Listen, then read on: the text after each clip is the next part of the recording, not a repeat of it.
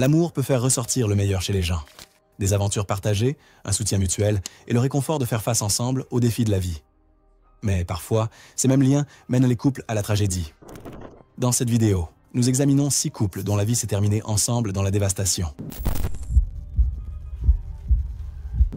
C'était le 18 août 2016, du côté nord du massif du Mont-Blanc, au-dessus du glacier de la mer de glace en France.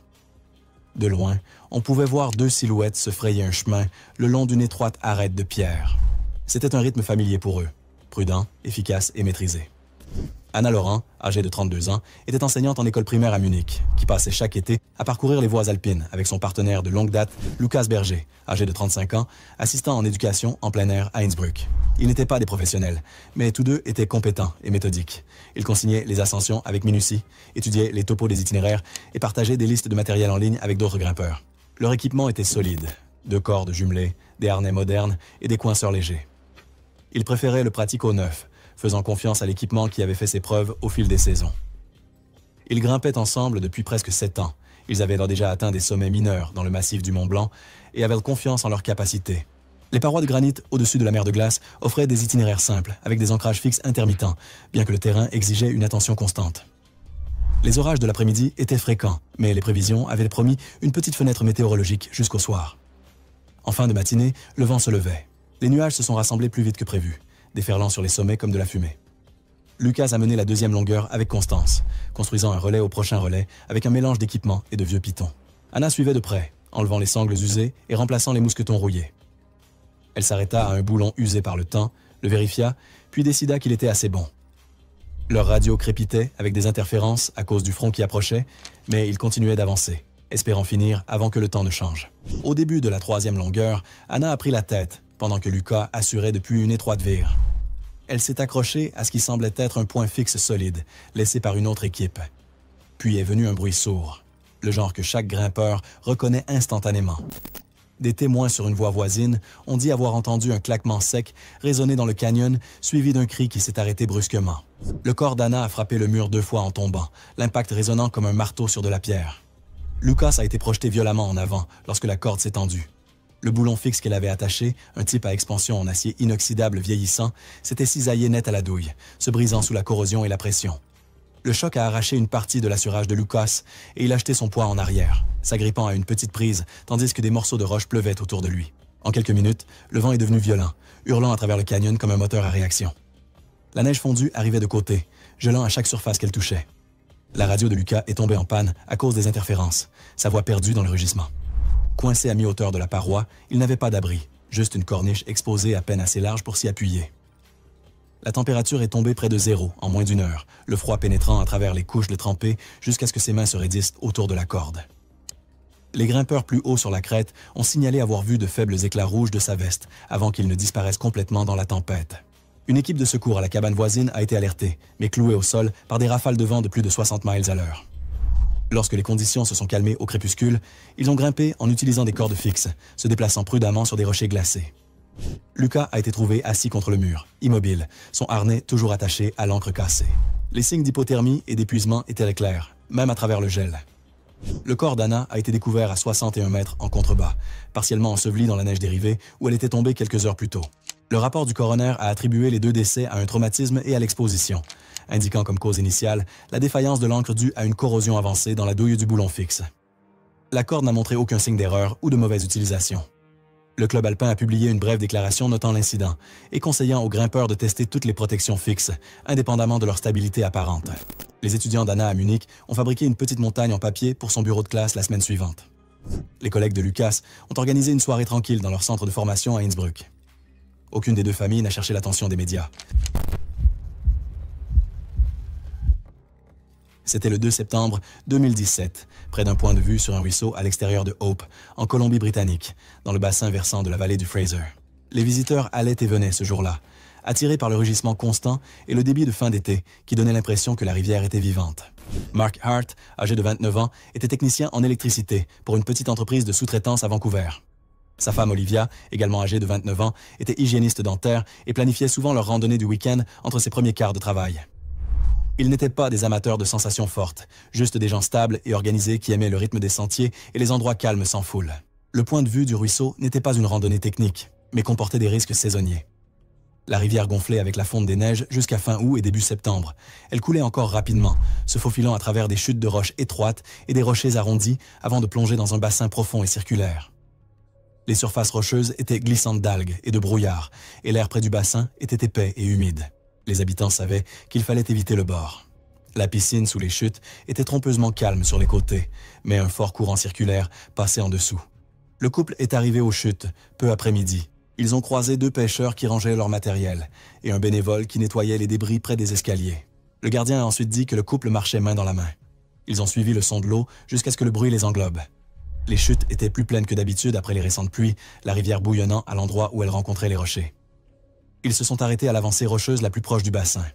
Une petite barrière en bois marquait la limite de la vue, mais de nombreux visiteurs allaient plus loin pour prendre des photos. Marc a posé son sac à dos à quelques pieds du bord et s'est accroupi pour cadrer une photo. Olivia se tenait en arrière, essuyant la brume de son visage. Des témoins se sont souvenus l'avoir vu faire un pas en avant sur la pierre glissante de mousse avant que son pied ne glisse. Il a basculé en avant, l'appareil photo toujours en main, et a heurté le bord en pente de la poitrine avant de disparaître dans le tourbillon blanc. Olivia s'est immédiatement élancée, laissant tomber sa veste et sautant vers l'endroit où il avait disparu. 2 pêcheurs sur la rive opposée ont vu l'eau les engloutir. Ils ont couru en aval en criant, mais le courant était trop rapide. Marc et Olivia ont tous 2 refait surface brièvement, avant d'être aspirés à nouveau, entraînés dans la gorge étroite en dessous des chutes. Le canal était encombré de branches cassées et de racines provenant d'anciennes glissades, formant une sorte de tamise naturelle qui piégeait les débris et amplifiait le flux hydraulique. Les équipes de recherche sont arrivées dans les 30 minutes après que les témoins les aient alertés, déployant des lignes de jet et des systèmes basés sur la rive. Mais la turbulence près du bord a rendu l'approche impossible. À l'aube, des plongeurs sont entrés dans le gouffre, par la section inférieure, où le courant s'apaisait en bassin plus calme. Ils ont localisé le couple à 3,60 m de profondeur, empêtré dans des racines d'aulnes submergées. Le coroner a plus tard indiqué la noyade comme la principale cause de décès, avec de multiples blessures contondantes, cohérentes avec un impact contre des rochers lors de l'immersion. Dans les semaines suivantes, le parc a discrètement renforcé la zone d'observation avec une barrière en acier à hauteur de taille et ajouté des panneaux d'avertissement plus clairs concernant les courants sous-marins. Une équipe de secours bénévoles a commencé des patrouilles le week-end près du départ du sentier pendant les mois de pointe de fréquentation. Les amis du couple ont organisé une petite randonnée commémorative le long du sentier de crête, surplombant les chutes. Ils ont distribué des cartes plastifiées, rappelant aux randonneurs de rester derrière les barrières de sécurité et de ne jamais s'approcher du bassin de la cascade.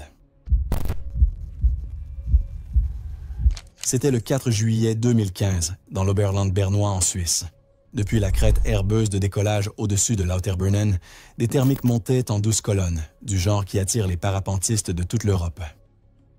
Camille Dubois, âgée de 27 ans, était physiothérapeute à Lausanne, connue parmi ses pairs pour sa précision et sa patience, des qualités qui se retrouvaient dans sa nouvelle passion pour le parapente. Il avait commencé à voler 2 ans plus tôt.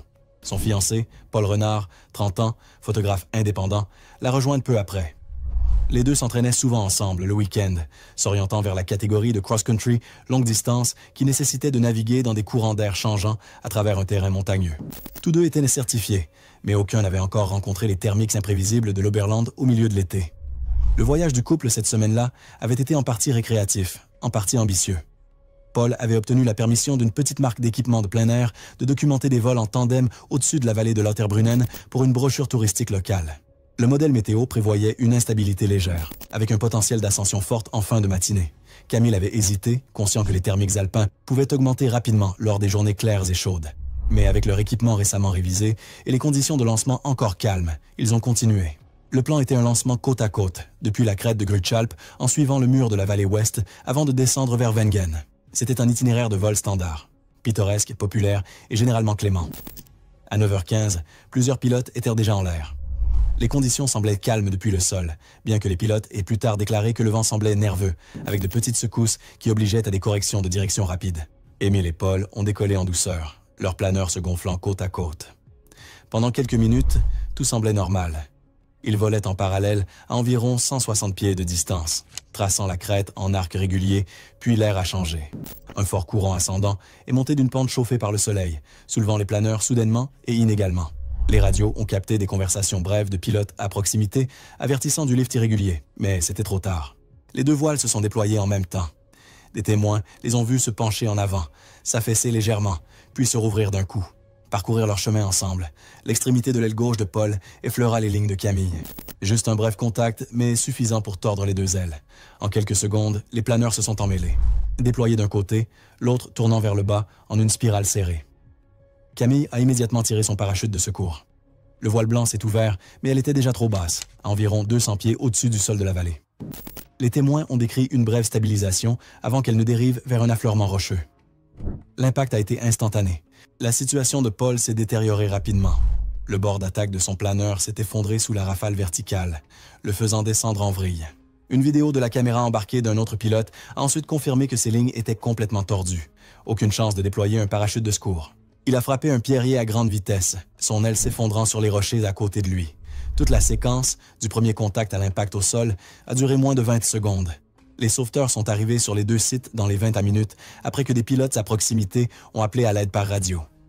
Ils ont trouvé Camille suspendue dans son harnais, son parachute de secours emmêlé dans des pins bas, l'impact l'ayant tué instantanément. Le corps de Paul a été découvert plus bas sur la pente, son voile déchiré, les suspentes sectionnées et les élévateurs tordus par l'impact. Les amis et la famille ont récupéré les affaires du couple tranquillement la semaine suivante. Leurs affaires, une caméra GoPro, 2 altimètres et l'appareil photo de Paul ont été retournés sans exposition publique. Une cérémonie privée a eu lieu près du lac Léman, principalement avec des pilotes qui l'ont décrite ensuite comme silencieuse, sans vent et insupportablement claire.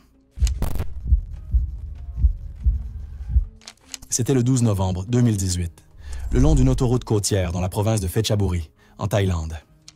L'air du matin était humide après une nuit de pluie passagère, l'asphalte sombre et glissant sous une fine brume. Le trafic était clairsemé, le genre de conduite ordinaire du lundi qui cachait un danger silencieux. Somsak Pathom, 42 ans, et sa partenaire, Wipa Tongchai, 39 ans, vivaient modestement à Prachuap Khiri Khan avec leurs 2 jeunes enfants. Ensemble, ils géraient une petite maison d'hôtes de 5 chambres, populaire parmi les routards et les voyageurs nationaux. Somsak, un ancien mécanicien, entretenait lui-même leur moto de tourisme équipée de sacoches et d'un éclairage supplémentaire. Wipa gérait les finances de l'entreprise et adorait l'accompagner lors de balades entre les provinces, explorant souvent les plages voisines à recommander aux clients. La conduite n'était pas une sensation forte pour eux, mais une évasion tranquille des longues journées de travail humide. Leur moto était bien adaptée à la conduite sur de longues distances, assez légère pour être maniable, stable sous le poids. Mais les conditions ce jour-là ont neutralisé ces avantages. La période après la mousson dans la région souvent laissait des débris des arbres surplombants et des écoulements de diesel des camions de transport.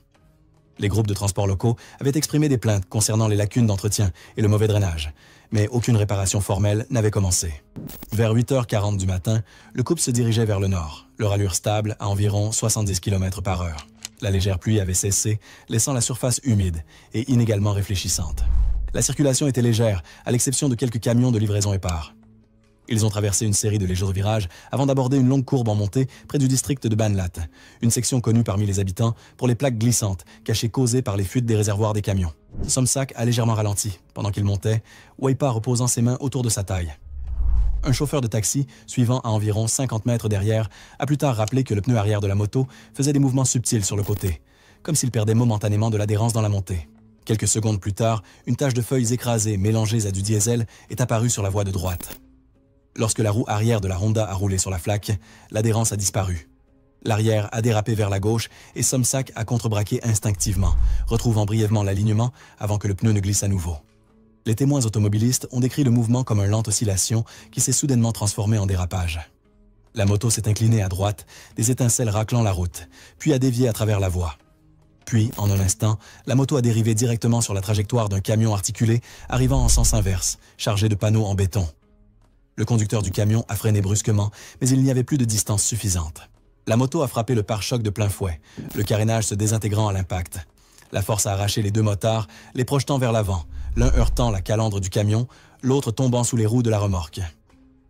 L'accident s'est terminé en quelques secondes, laissant le cadre tordu de la moto coincé sous le pare-choc alors que le camion s'arrêtait. Le chauffeur de taxi derrière eux et un vendeur de fruits en bord de route ont été les premiers à atteindre le site. Ils ont trouvé la moto écrasée dessous. Le casque de Wipa s'était détaché lors de l'impact, la jugulaire déchirée et la coque fendue sur un côté. Somsak était toujours coincé sous le châssis inférieur, immobile. La pluie a recommencé à tomber alors que des passants utilisaient des vestes pour couvrir les corps tout en appelant à l'aide. Les secours d'urgence de l'unité de secours provinciale sont arrivés en 15 minutes, fermant la route. Les 2 victimes ont été déclarées mortes sur les lieux à cause de traumatismes contondants. Le rapport officiel a noté plus tard que la profondeur de la bande de roulement et la pression des pneus étaient dans la norme, écartant la défaillance mécanique. La contamination par le diesel de véhicules de passage a été considérée comme le principal facteur contributif. La maison d'hôtes à Prachuap-Khiri Khan a fermé discrètement dans les semaines qui ont suivi. Leurs proches ont organisé la récupération des effets personnels et le transport des dépouilles, sans que les médias ne le remarquent. À la fin de l'année, leurs 2 enfants vivaient avec une tante à Hua Hin. C'était le 6 mars 2015, du côté Minnesota du lac des Bois. La glace s'étendait large et pâle sous un soleil faible. Mais le son en dessous changeait. De lents et creux craquements s'élevant des couches en dégel en dessous. Daniel Reeves, 33 ans, travaillait comme technicien d'entrepôt à Saint-Paul. Sa partenaire, Sofia Alvarez, 31 ans, était auxiliaire juridique. Aucun d'eux n'avait pêché avant cet hiver. Daniel avait passé plusieurs semaines à lire des forums et à acheter du matériel d'occasion, une tarière, des cannes à pêche télescopiques, un abri portable qu'il n'a jamais vraiment installé. Sofia avait été plus hésitante, mais a accepté d'y aller après avoir vu des photos en ligne de lac gelées parsemées de cabanes colorées. Ils ont loué un forfait d'une demi-journée dans un magasin d'appât local qui fournissait des indications générales et des consignes de sécurité, mais pas d'escorte sur la glace. Les températures cette semaine-là avaient dégrimpé bien au-dessus des moyennes saisonnières. Un changement facile à sous-estimer lorsque la surface semblait toujours blanche et sèche. Sous la couche de neige, la recongélation et la fonte ont créé une épaisseur de glace inégale. Des pêcheurs expérimentés ont testé chaque pas avec une barre à glace, marquant des sentiers sûrs. Pour des visiteurs inexpérimentés comme Daniel et Sofia, le paysage semblait uniforme et leurs traîneaux loués glissaient facilement dessus. Vers midi, ils se sont arrêtés près d'une baie étroite bordée de roseaux, à environ 100 mètres du rivage.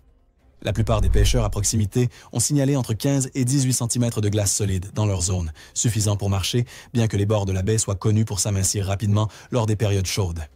Les prévisions du jour avaient mentionné un air anormalement chaud traversant, mais aucun avis de fermeture officiel n'avait été émis. Quand ils sont arrivés, la température était juste en dessous de 0. Le soleil perçait à travers les nuages légers, adoucissant la couche supérieure en neige fondue par endroits. Daniel, encouragé par la sensation solide sous ses bottes, a déballé la tarière et a commencé à percer, tandis que Sofia préparait les petits tabourets pliants. Le trou a pris plus de temps que prévu. La tarière s'est coincée dans une couche de glace granuleuse, indiquant un régel récent.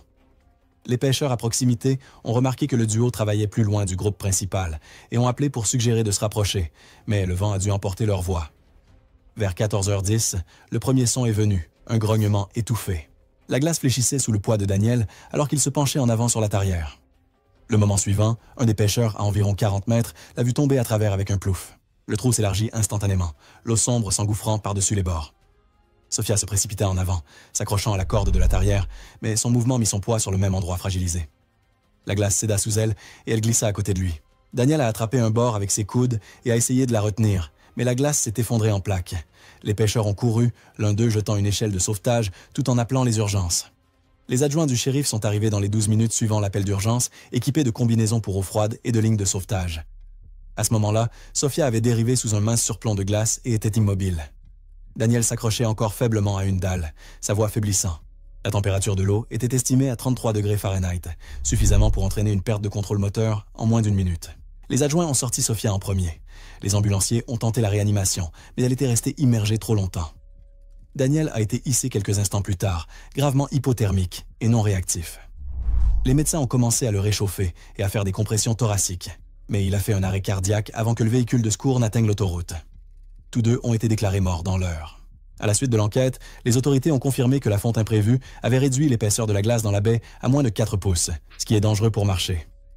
Le magasin de location a révisé sa politique, ajoutant des avertissements verbaux obligatoires et une liste de vérification des conditions mises à jour pour chaque client. Les habitants ont évité ce tronçon pour le reste du mois de mars.